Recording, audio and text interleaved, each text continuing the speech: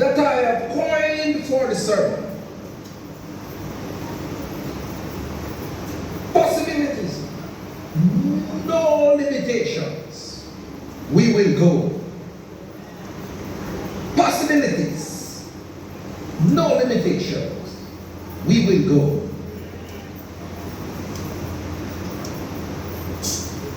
When we speak about possibility,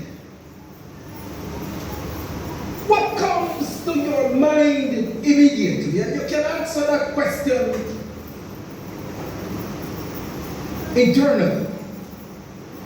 But when we talk about possibilities, we are simply referring to anything that can happen. Anything that can happen. And so, when I look at the theme, possibilities, no limitation, we will go. I realize that with Jesus Christ, all things are possible, and that there are no limitations with Jesus Christ.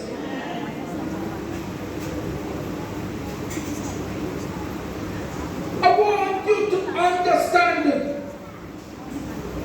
that a significant part of Jesus' ministry whilst he was on earth was about the possibilities ministry. As a matter of fact, I will tell you that all throughout the Bible, it is replete with positive stories about God and persons with disabilities. And it refers to that special relationship that God has had with persons with disabilities.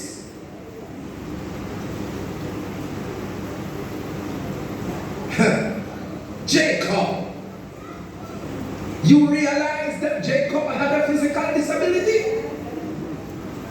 Because after he wrestled with the angel, he ended up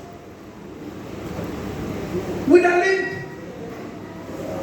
He had a physical disability. Do you recognize that Moses had a speech impairment? Do you realize that David, who is referred to as a man after God's own heart, had a physical disability? He would be classified amongst the small people of this world. Do you realize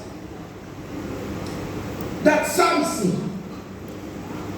who was the strongest man that ever lived, was blind? God has a special relationship with persons with disabilities. And so when Jesus came, he had a concentrated focus on persons with disabilities. And here I want to take you back again to the scriptures. Luke 6, and I'm going to ask my wife to come and stand by her good husband and read again for emphasis.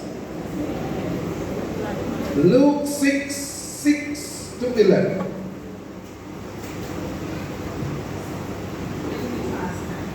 Luke 6, 6 to 11.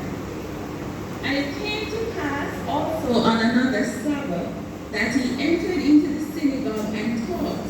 And there was a man whose right hand was withered.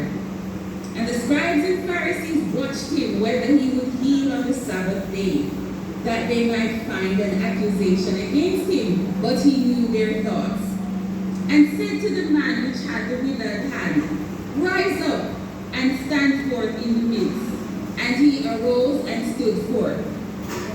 Then said Jesus unto them, I ask you one thing. Is it lawful on the Sabbath days to do good or to do evil, to save life or to destroy it? And looking round about upon them all, he said unto the man, Stretch forth thy hand. And he did so, and his hand was restored whole as the other. And they were filled with madness, and communed one with another what they might do to Jesus. Amen. Bless the Lord. So, as we read, my wife read the scriptures, there are four major takeaways that I want to share with you for this sermon.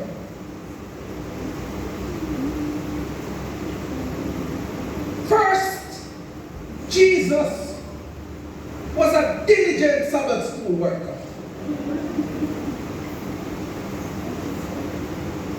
Jesus was in the sanctuary on Sabbath